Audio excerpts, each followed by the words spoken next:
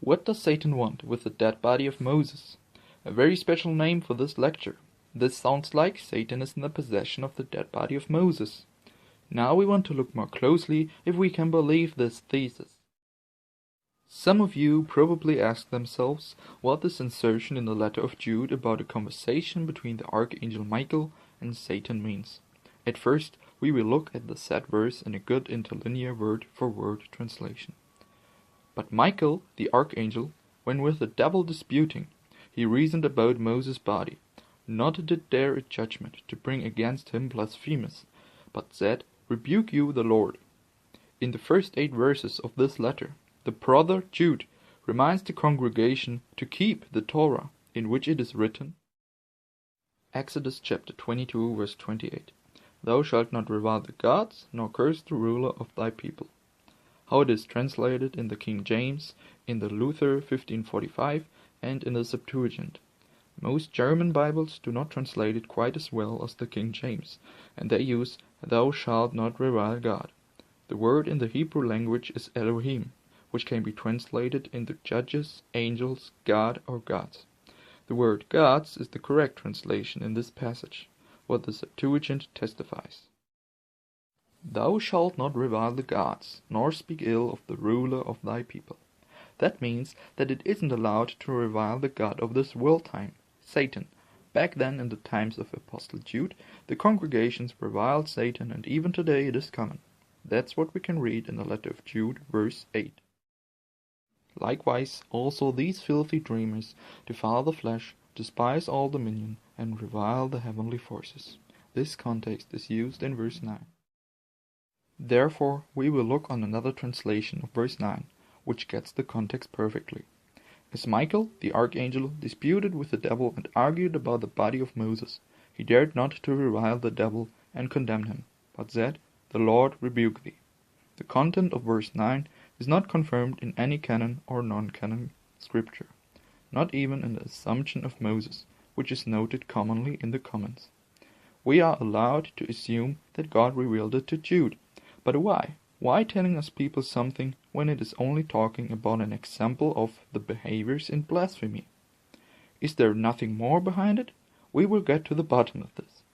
The beginning of Jude verse 9 reminds strongly about Zechariah chapter 3. And he shewed me Joshua, the high priest, standing before the angel of Yahweh, and Satan standing at his right hand to resist him. And Yahweh said unto Satan, Yahweh rebuke thee, O Satan. Even Yahweh, that has chosen Jerusalem, rebuke thee. Is not this a brand plucked out of the fire? Now Joshua was clothed with filthy garments, and stood before the angel. And he answered and spake unto those that stood before him, saying, Take away the filthy garments from him. And unto him he said, Behold, I have caused thine iniquity to pass from thee, and I will clothe thee with change of raiment. A similar situation, only that now the text is about Joshua, who stood before the messenger of Yahweh, with unclean clothing. Because such a situation violates the heavenly laws, Torah, Satan used his chance and wanted to stop the conversation between the messenger and the priest Joshua, because it wasn't legal, because the priest stood before the messenger with unclean clothing. Now the messenger makes it Satan clear that this priest escaped from death in the last second, and Satan thinks about the fact that his clothing is unclean? But to take away Satan's chance to call on the heavenly laws, the messenger ordered other beings, most likely angels, to take away Joshua's unclean clothing, and to give him new clean clothing.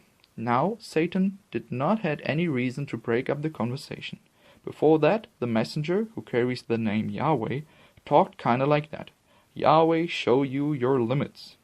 That's why the accusations of Satan aren't allowed from Yahweh, because they are invalid in case of the situation with unclean clothing that can just be switched easily.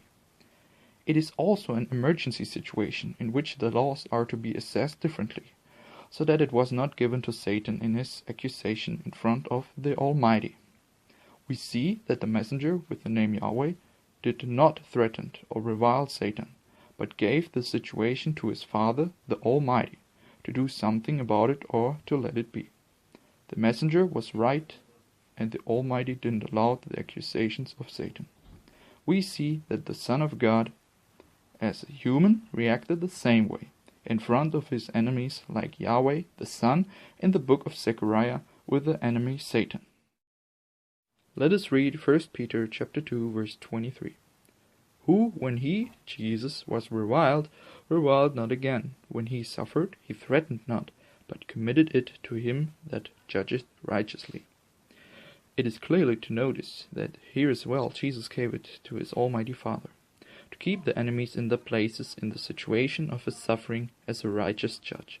That means the Messiah and the angels don't revile or blaspheme the forces, but give the judgment over the enemies to the Almighty Father, and follow the law about not to blaspheme the Elohim after what the commandment says.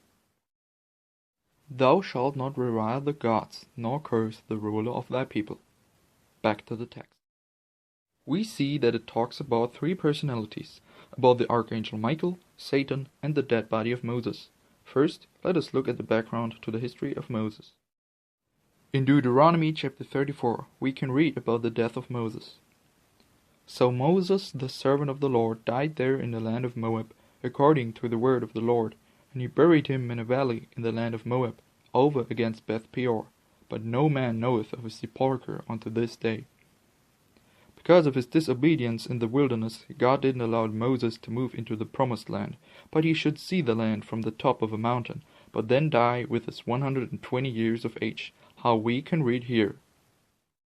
And the Lord spake unto Moses that selfsame day, saying, Get thee up into this mountain, Abarim, unto Mount Nebo, which is in the land of Moab, that is over against Jericho, and behold the land of Canaan, which I give unto the children of Israel for possession. And die in the mount whither thou goest up, and be gathered unto thy people, as Aaron thy brother died in Mount Hor, and was gathered unto his people. Because ye trespassed against me among the children of Israel at the waters of Meribah Kadesh, in the wilderness of Zin, because ye sanctified me not in the midst of the children of Israel.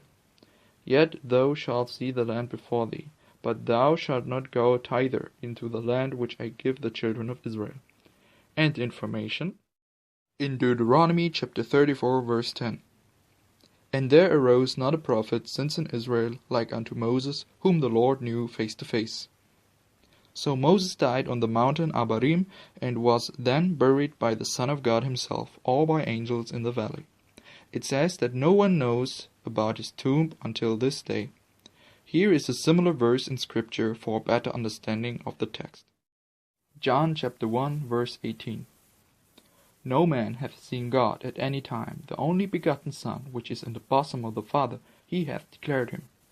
But it says in Matthew chapter 18 verse 10, Take heed that ye despise not one of these little ones, for I say unto you, that in heaven their angels do always behold the face of my Father which is in heaven.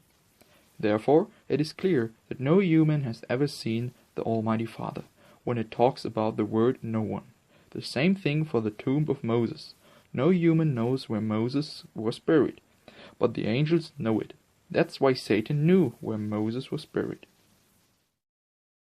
In which time the situation in the letter of Jude took place is not clear. We can assume two possibilities. First, only moments after the burial of Moses, or after the time period between the kings of Israel and Judah and the Messiah. For me, the following course is the most plausible. Moses died on the mountain. The Son of God or angels of God buried Moses in the valley of Moab.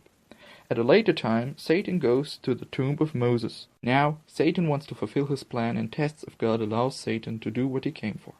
The angels of God noticed that Satan went to the tomb of Moses. The angel Michael goes to the tomb of Moses to find out what Satan's plan is. If Satan told the archangel what he wants to do isn't known. Let's just assume he didn't told him his plan, what isn't very important. Satan begins to get the body of Moses out of his tomb. Here we can talk about body snatching. In the Torah, the law of God, we can't find a judgment for body snatching. Therefore, the question, is it allowed or forbidden to snatch bodies according to the Torah? I personally have to assume that Satan used that, and therefore he didn't committed a heavy sin in this special case. Interesting is the culpability in such a case in the German law. The removal of a human corpse is punishable as a disturbance of the death rest in Germany according to paragraph 168 of the Criminal Code, and in Austria under paragraph 127 of the Criminal Code.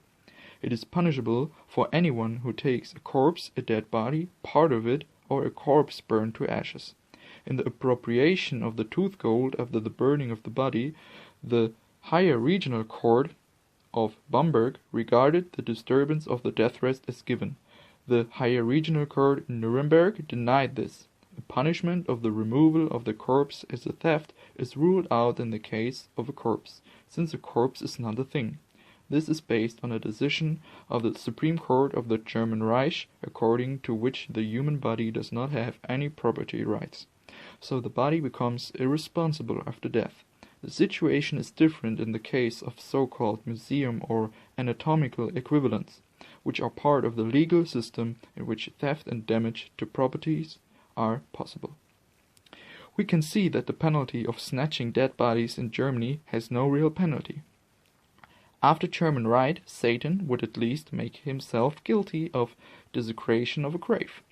But now the question is if there are such paragraphs in the heavenly laws as well. Alone, the burial of Moses is a one-time event. Therefore, the circumstance is bad to evaluate. At least Satan knew how far he can go. So we can assume that Satan began to get the body of Moses out of the tomb.